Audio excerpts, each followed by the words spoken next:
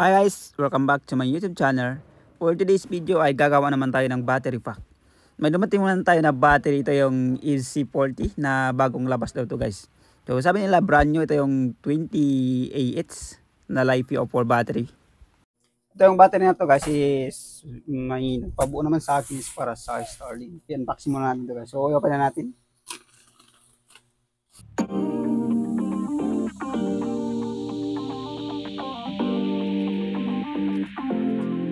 Package pa lang guys, so okay siya. Wala siyang problema, wala tayong problema sa package kasi binalot talaga ng magbebenta nito. Dito sa shop na to, first time ko bumili kasi may nakita ako na nagdano sa akin, nag-recommend. Dito daw bumili ng ano, mas maganda rin yung mga battery niya. So kaya dito tayo bumili. So ito test muna natin kung wala tayong problema dito. Bibili tayo ulit ng 50 pieces. 50 pieces bibili natin kasi ito 20 pieces yata to guys.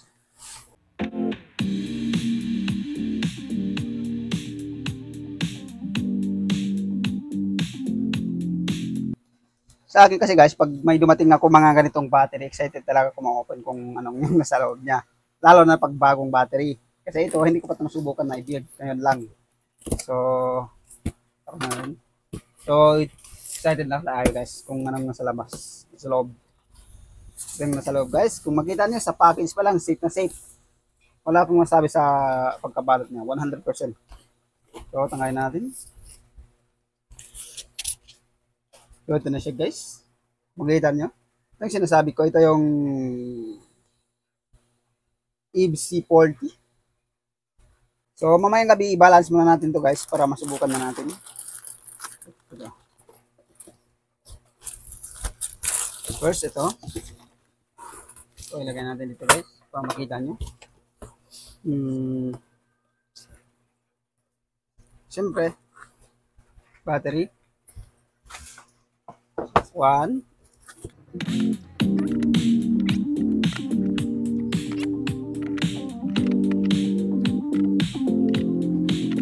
Ano siya guys, yung kasama niya, tsaka itong battery holder. Siyempre, hindi mawawala yung battery holder natin. Kung sa package yung pag-uusapan, wala akong masabi. Good na good. So, itabi mo natin yung carton guys. Yung battery holder niya. So, bilangin muna natin guys kung ilan. Ito kung in-order ko is 20 pieces. 20 pieces ba yun? Or nakalimutan ko kung ilang pieces yung 1, 2, 3, 4, 5, 6, 7, 8, 9, 10, 11, 12, 13, 14, 15, 16, 17, 18, 19, 20. So, 20 pieces guys. So, excited naman ako nito. Hindi naman ako makatulog ng maayos pag hindi ko to na-assemble. Ngayon, itatest muna natin kung okay ba yung mga voltahe niya. So, ngayon guys, itatest muna natin. Kung dito sa 32,650, ito yung sukat nila. Ngayon. Bale, dalawang 32,650. Bale, dalawa siya guys. 2 times yung ganitong, yung ganitong battery. So, ngayon, itetest muna natin kung maganda yung mga voltahe niya. So, test natin guys. 3.3.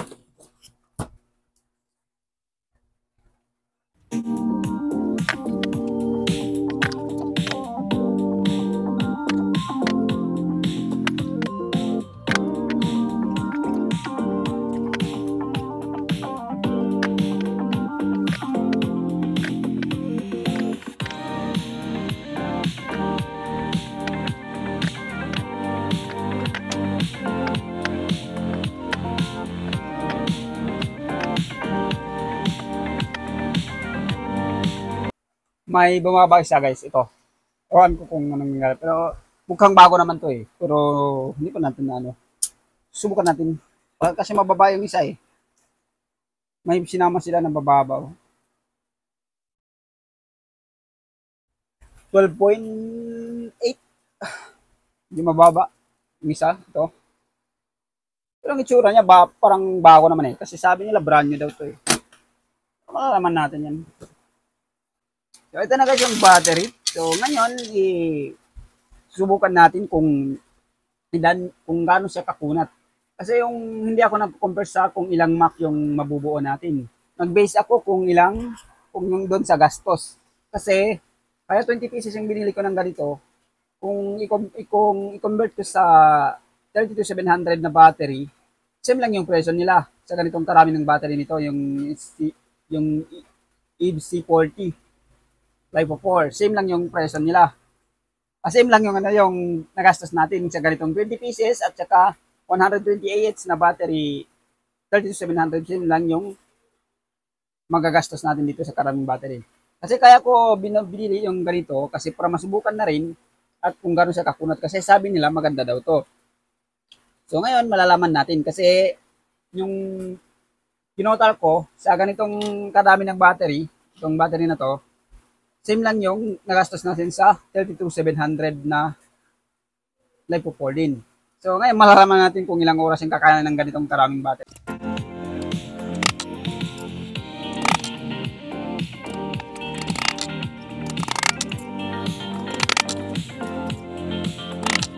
So ngayon guys, ibabalance muna natin kasi meron mababa isa ito. Mababa yung ano niya, 12.8 lang. Hindi abot sa 3.3. So ngayon, i-try natin i-balance. I-balance muna natin ngayon guys kung para ma-assemble na natin para masubukan na rin. So ngayon, i-balance muna natin. Pagsamahin muna natin lahat ng positive. Kung makita nyo guys, ito na yung battery holder natin sa EVE C40. So, ngayon gabi, ibabalance muna natin to guys. So, kung makita nyo, maglagay ako ng dalawang carton at saka nilagyan ko rin ng battery holder na para sa 3650 para hindi yung battery natin hindi bababa para ma-align siya. So, ngayon, ibabalance muna natin ngayong gabi kasi may pinadala sa akin ito. Nasa lang yung niya, 2.8 lang guys. Pero yung iba, nasa 3.3, okay naman. Pero yung ito, may hinaro sila isa. So ngayon, ibabalance muna natin bago natin assemble. Kasi hindi pa naman dumating yung inverter ito. So kung gusto nyo mga ganitong battery, test muna natin. Kung maganda yung battery, ilalagay ko link sa description ng ating video kung gusto nyo bumili. So ngayon, sa pagbalance ng battery guys, lahat naman ng battery, may video na kung paano magbalance. Pero ngayon, ituturo pa rin natin kasi para maiwas na tayo sa nagtatanong kung paano naman daw magbalance sa ganitong battery. Actually guys, malaki yung ganitong battery. Ito yung positive. Pero parang brand new naman siya. Tingnan. Pero ewan ko lang kung kasi yung pinala sa akin ng isa is mababa yung ano niya. So ngayon, i-balance mo natin ngayon gabi. Ganun lang ipag-balance sa battery. Lahat ng battery ganun lang balance niya. So nyo yan yung negative. So negative tayo lahat. Magsimula tayo sa negative. So ituturunin natin. Pagkatapos natin i-balance, saka natin i-assemble ito lahat.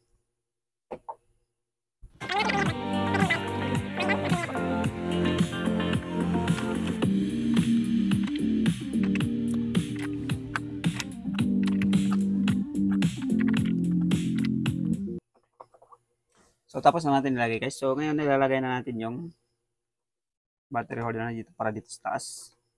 So, kunting tulak nyo lang. Pag hindi, dapat magkasya yun guys.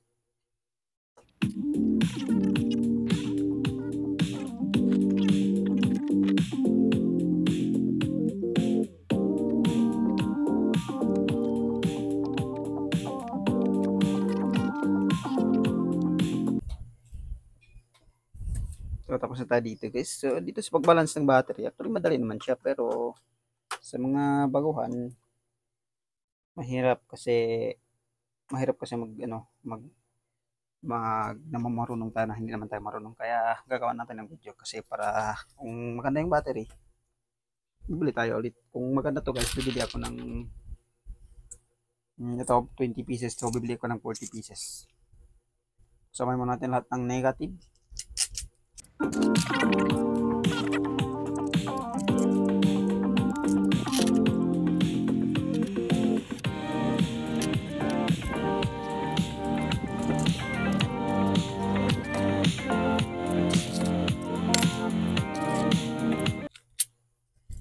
So, magkoconnect na yan lahat guys. So, ngayon, ilalagyan naman natin ng yung screw nya. Lagay lang natin. Ipag-connect muna natin yung lahat ng negative. Pag natin. Ipag-connect. Tapos doon naman sa positive, i-connect din natin yan para mabalance siya. Kasi may pinadala sa isa Hinalo niya siguro tayo. Mababa yung niya. Yung battery, mukhang bago naman ito tingnan. Sana guys, pag matest na natin to, maganda yung ano niya, maganda yung kalabasan niya. Kasi kung pag kaya 40 pieces lang in order ko. Kasi kung i-base ko doon sa 30 to 700 na color blue ring, same lang yung nagastos natin. Kaya 20 pieces lang yung kinuha ko. So, test natin kasi doon sa 30 to 700 na battery, yung tinest ko sa Starlink gamit ang Samsung inverter. Ito, ipakita ko mamaya. Gamit yung Samsung inverter, aabot siya ng 16 hours. So, nag-start ako ng 6 a.m. So, aabot siya hanggang 6 p.m. ako nag-start ng hapon. Aabot siya hanggang 10 a.m. ng umaga. So, ito, test din natin kung kakayanan ba talaga nito. Kasi kung kakayanin talaga, kung mas makunat pa to kaysa 30 to 700 sa ganitong karami, sa ganitong 20 pieces lang, ganito lang karami, bibili ako ulit na 40 pieces para pang setup natin sa 48 board. So, malalaman natin yan. Kung makunat, bibili tayo. So, mamaya na hihigpitan natin to guys. So, doon man tayo sa kabila. So, ito na yung battery. So, dito guys, ito yung problema natin. Kulang na yung isa na lang yung passbar natin kasi hindi naman yan, no? So, gagamitin natin dito wire na lang. Wire na lang tayo. So, gamit tayo ng wire. So, ilagay lang natin ito para sa connection niya. So, ilalagay natin dito guys. Problema natin dito is wala pa tayong nano wire. So, hanap muna tayo ng wire para pangdikit natin dito. So, ito na guys. Nagbalat na ako ng wire. So, medyo maliit. Pero wala tayong magkabudget kasi wala tayong ibang ano. Doon naman sa malaki, baka masira yung thread na problema pa natin. Mga kasi ng battery. So, yung may-ari ng battery na to guys is para sa client ko to. Gagamitin to para sa Starlink. Pero bago natin i-deploy doon sa kanya, i-test muna natin kung ilang oras yung kakayanan niya sa Starlink. Kung kaya ba niya na katulad sa 30 to 700 na abot talaga hanggang umaga. Sa 30 to 700 is abot siya ng 16 hours. Doon naman sa kulay brown na battery, abot lang siya hanggang 15 hours. So, ngayon na yung pag-balance.